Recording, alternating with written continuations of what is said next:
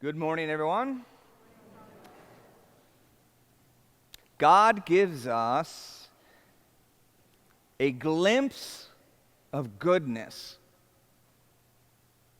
and He does that for His glory. He will give us a glimpse of His goodness that His glory might come about. He gives us a glimpse of goodness for His glory. When you look at that first reading, so here Abram is very comfortable, but he's called to be pushed out of his comfort zone and to go someplace where he knows not where he's going.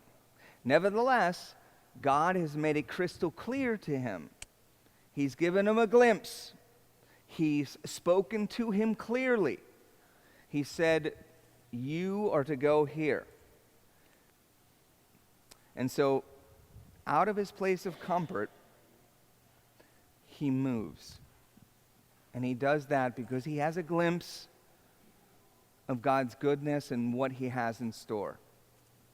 So we see in the gospel the transfiguration, and we're very familiar with that. And nevertheless, it's good to be able to frame that and understand that Jesus is giving, and He didn't give it to the 12 apostles. He didn't give it to the 72, the disciples. He didn't give it to the greater crowd that was there. He gave it to 3. There were 3 people, Peter, James, and John.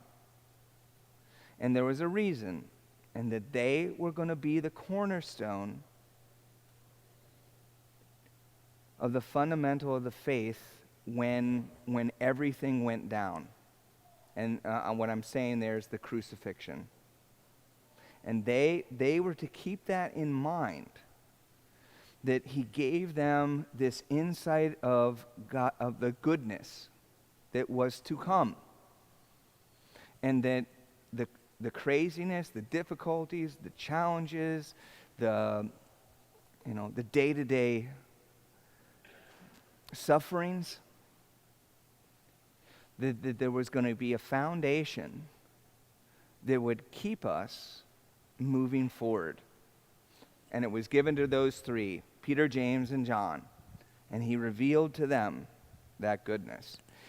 If you take a step back and think about it, this is the way that Jesus works with you in your life. That there are times where, you're kind of moving through your life, and He gives you a profound experience, a glimpse of His goodness. And you have clarity. You have clarity of mind, and you have strength of will.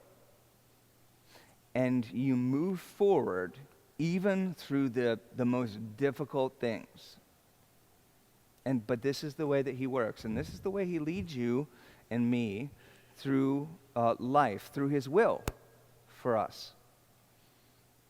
When I think about this, there's many things that I could bring to mind, but one of them that's more profound is when I was in my 4th year of seminary. And I was this close, maybe this close, all right, this close to leaving. And at that time, Father Kevin Rhodes, who is now Bishop Rhodes, over, with Notre Dame, in South Bend, Indiana. He was our rector, and let me tell you, we all loved him. Sorry, Bishop Rhodes.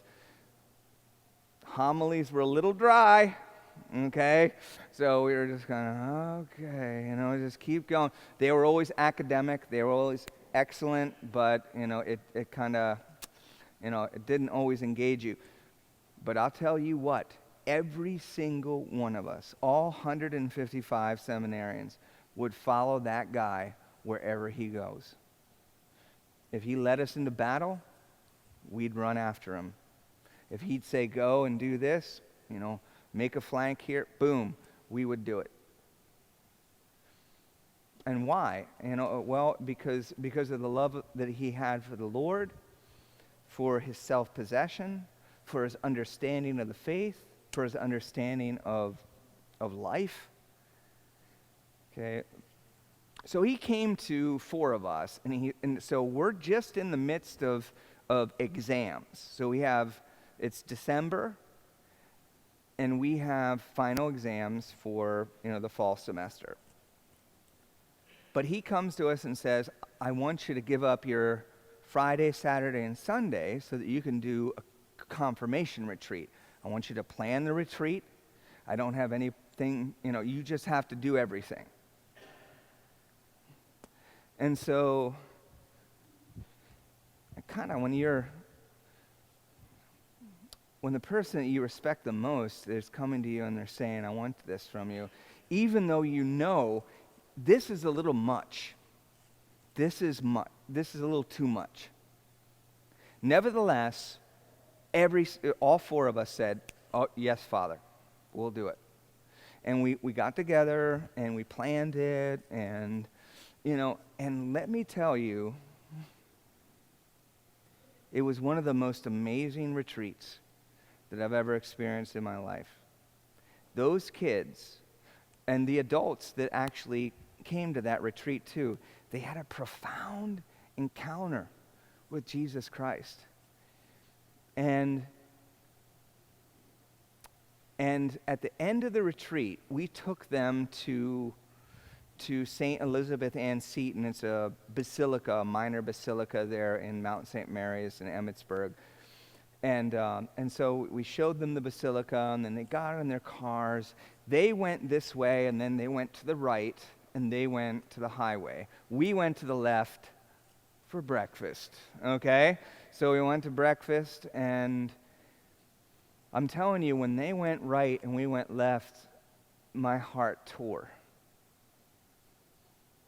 And it was a moment that I knew I was called to the priesthood, that I was called to love as a priest loves, that I was to take my whole life and to do whatever I need to do to help other people know of the love of Christ. And it was that moment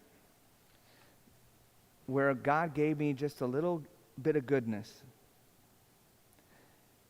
because I was this close to leaving. And I realized, no, I think I'm called to this, and I'm going to move forward.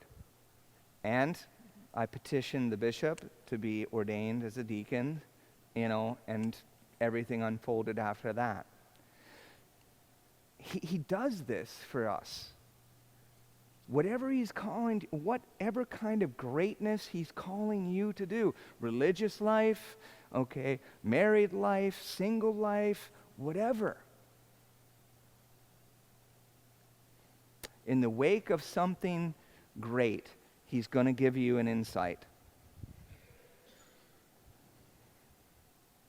Don't miss it. And we can. We can miss that. We can miss the goodness that he's revealing to us. Don't do that. When you see it, recognize it. He gives us a glimpse. He gives us a glimpse of his goodness, and he does that for the greatness that he's going to bring about.